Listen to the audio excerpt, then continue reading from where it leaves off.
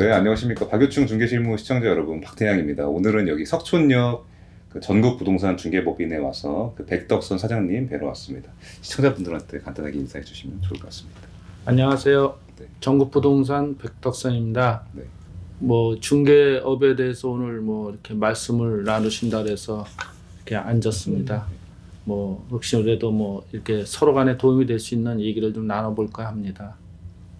됐나요? 네, 네, 감사합니다. 충분합니다. 잘하시는데. 박유충 대표님도 네. 같이 왔고요. 그러니까 오늘은 약간 그 저희가 평소에는 사실 2년차, 5년차 이런 중개사분들이 많이 나와주셨고 오늘은 좀 모시기 어려운 이렇게 베테랑 중개사님이 나와주셔서 약간 그 베테랑 중개사님들은 보통 어떤 생각을 하고 계신가 이런 게 사실 저도 제가 이제 한 4년차, 5년차밖에 안 됐기 때문에 그런 거에 대해서 저희들은 궁금한 게 좀 많거든요. 그러니까 베테랑 옛날 20년 전 중개 시장은 어떨까 이런 거에 대해서 질문은 간단한 질문 한번 드려보도록 하겠습니다. 일단 첫 번째 질문 간단하게 공인중개사는 몇 기? 15기. 15기. 네.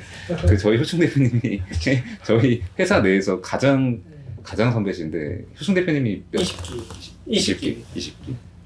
15기시면 거의 지금 나이 네. 50이 다 돼서 땄죠. 50이 다 됐을 따신 예, 거예요? 예. 전 30대에 따신 줄 알고 진짜로.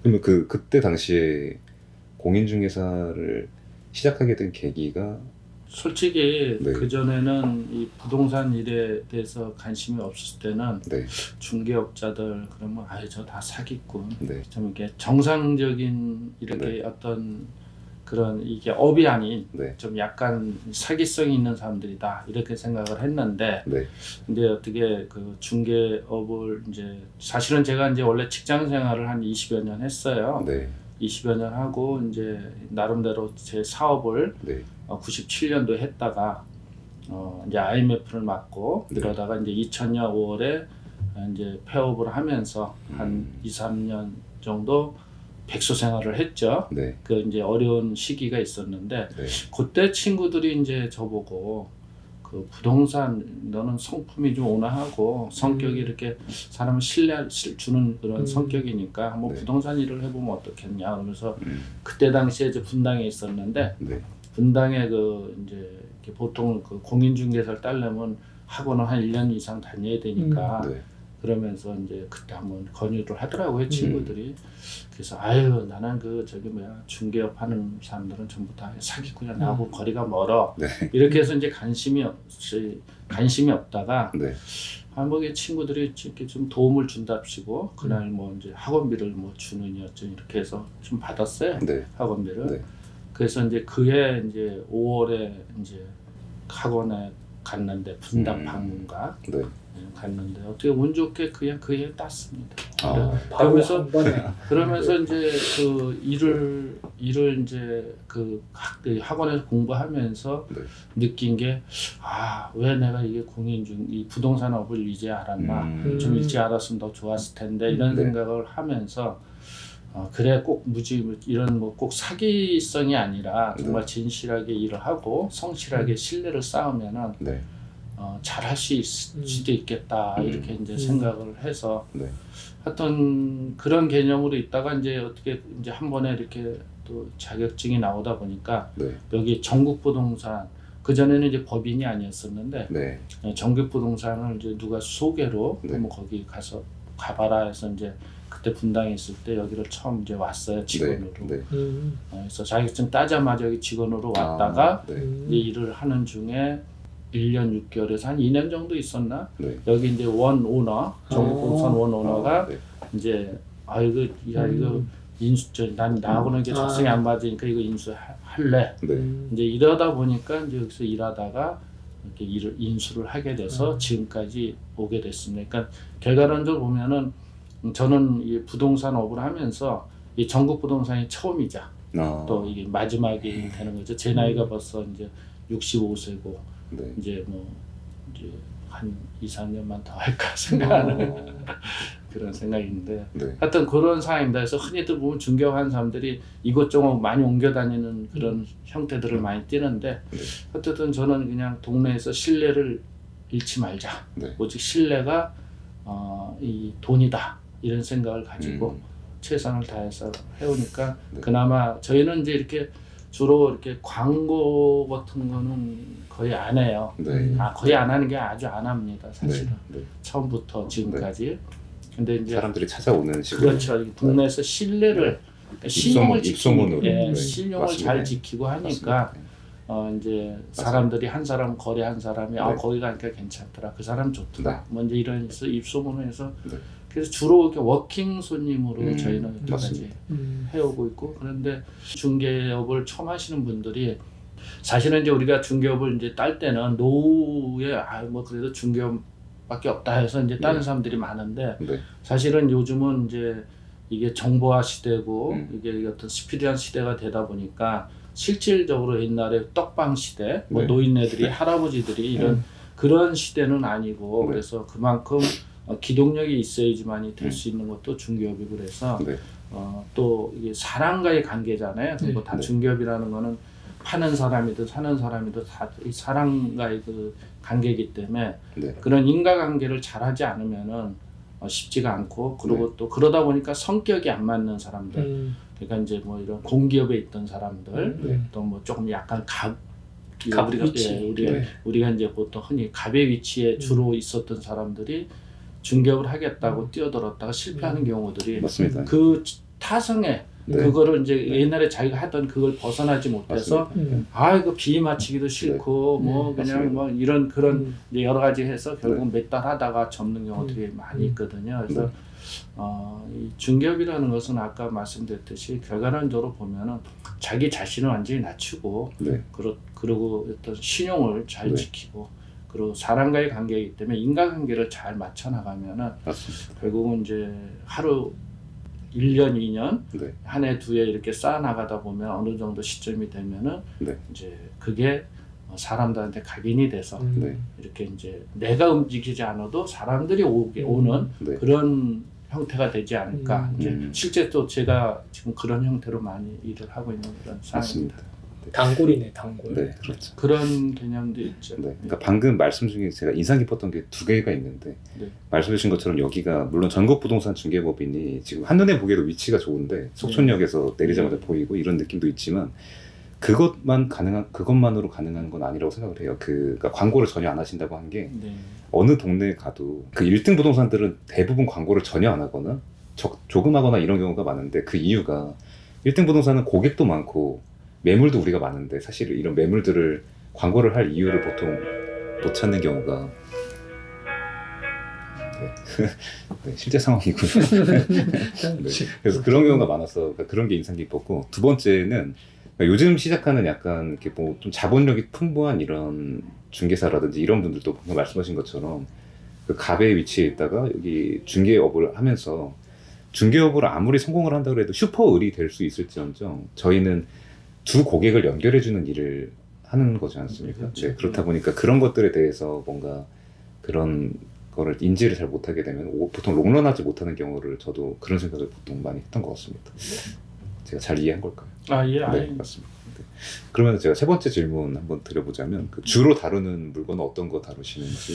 이제 그 처음에 중개업을 시작할 네. 때는 네. 이제 뭐 우리가 흔히 말하는 이제 네. 가장 밑바닥인 전월세 네. 시장, 특히 이제 여기 송파 이 저기 석천역 주변에 송파동, 석천도 이쪽은 이제 아파트들이 거의 없어요. 네. 주로 다세대, 빌라, 단독주택, 상가주택 뭐 다양하거든요. 네. 그래서 그때 당시에는 뭐 이제 이게 전세대도 요즘은 전세가 원룸도 막 2억이 다 넘어가는데 그때 당시에는 원룸이래봐 전세래봤자 5천, 4천 이런 것들이 허다했거든요.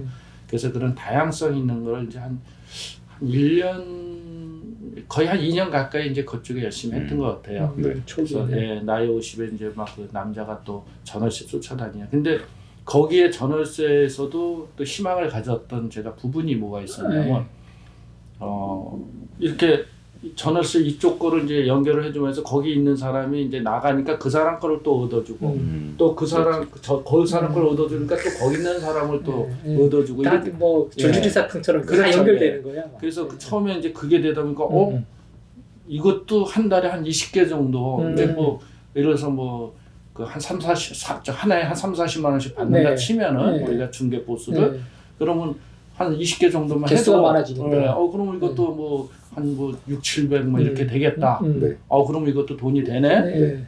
그래서 처음에는 전월세에 대한 희망도 많이 가졌습니다. 많이 네. 가졌고. 네. 근데 이제 저희가 이제 저희 뭐 저 명색이 이제 그래도 전국 부동산이 그 동네에서는 그래도 규모가 조금 있는 편이에요. 네. 주로 이제 부동산 크기가 뭐 10평 미만에 있는데 네. 저희가 이제 한 20평 정도 되는 네. 그러다 보니까 이제 이렇게 전월세를 한 2년 하다가 네. 이제 다음에 뭘 했냐면 이제 점포 사무실 네. 상가 예, 쪽으로 이제 이렇게 이제 하다 보니까 그것도 이제 마찬가지로 이제 이렇게 열심히 하니까 또 돈이 됐었고 네. 이제 그러다 보니까 전국 부동산에 저기 백사장한테 물건을 위려면 잘 빼주더라. 뭐 이런 소문에서 네. 멀리서들도 찾아와서 뭐 네. 이렇게 좀 빼달라 하는 경우도 있었고 그런 거를 이제 느끼다가 그러다가 이제 나이 한 50 중반쯤 돼서 이제 주로 이제 건물 토지를 이제 하게 됐죠. 왜냐면 제 또 이제 후배들 우리 그렇죠. 직원들이 또 이제 들어오게 되니까 그렇죠. 그때 처음에 직원으로 들어왔을 때 내가 전월세를 주로 했지만은 이제 오너가 되면서 이제 직원들이 또 생기니까 이제 직원들한테 또 먹을 걸 줘야 되니까 그렇죠. 다른 이제 부자 일을 할 걸 줘야 되다 해줬구나. 보니까 이제 저는 또 한 단계 또 올라가서 이렇게 하고 그러다 보니까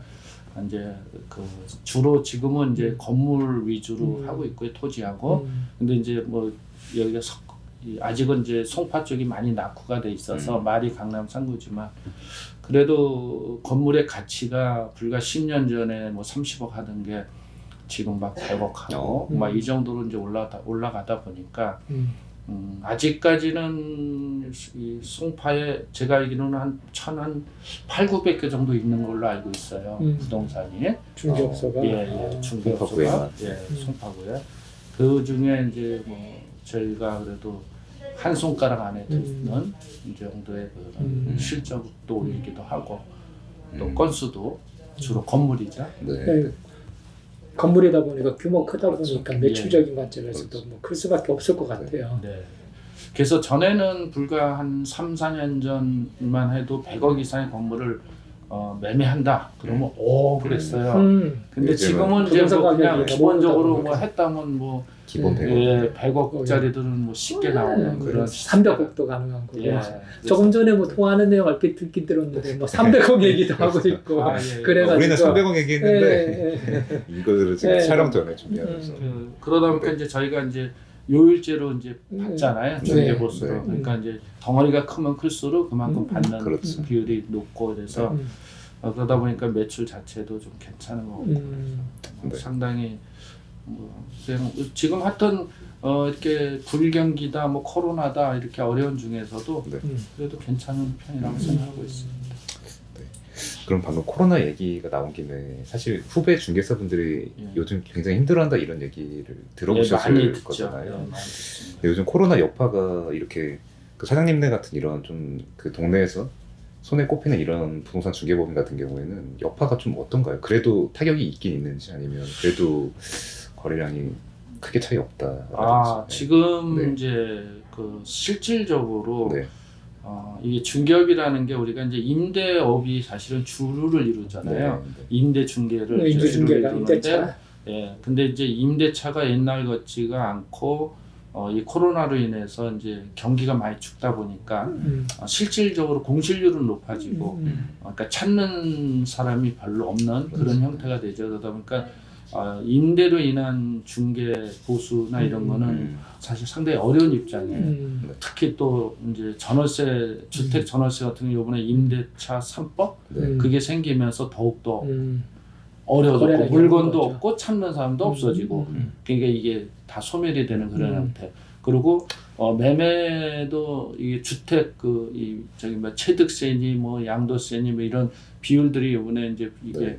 매매 정부에서 이 부동산 이상하면서. 이게 법이 이제 많이 바뀌면서 네. 특히 주택 부분에 대해서는 상당히 지금 매매가 실종되는 네. 그러니까 물건이 안 나오는 거는 양도세 때문에 안 나오는 것이고 네. 찾는 사람이 없는 거는 취득세나 이런 어떤 네. 종부세나 네. 이런 것 때문에 이제 부담이 돼서 이제 안 찾게 되고 이래서 주택 쪽은 사실 상당히 지금 어려운 상황이에요. 그래서 주택 쪽으로 주로 매매나 임대업을 하는 사람들, 중개하는 사람들 입장에서 상당히 좀 어려운데 다행히 저희들 같은 경우는 이제 주로 건물 쪽, 건물 쪽이다 보니까 건물 같은 경우에는 지금 그런 규제라든가 이런 게 영향을 안 받고 있기 때문에, 그러니까 이제 이 근생 건물은 취득세나 양도세나 이제 옛날 그대로 그 법을 그대로 적용받고 있어서 실질적으로 매수 찾는 사람들은 좀 그래도 꾸준하게 있어요. 왜 그러냐면 그 찾는 저희가 이제 분석을 해보면은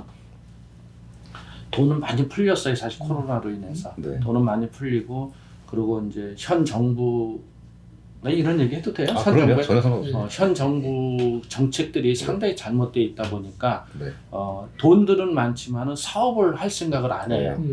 그러다 보니까 어떻게 제일 안전한 부동산 쪽으로 사람들이 찾는 게 되죠. 그러다 보니까 주택 쪽은 또 규제가 많아지고 이러다 보니까 이제 근생 쪽으로 그나마 임대수익도 좀 나오고 또 이렇게 규제가 없는 또 이 근생 건물들도 대출도 어쨌든 잘 나오는 편이에요. 은행에서 이 주택이나 이런 건 전혀 안 나와도 그러다 보니까 실질적으로 건물을 찾는 손님들은 더 늘어났어요. 사실은 더 늘어났고, 그러니까 수익률은 옛날에 연 4% 5%다 했지만은 지금은 1% 2%짜리도 물건이 없어서 지금 못 파는 그런 형태가 돼 있고요.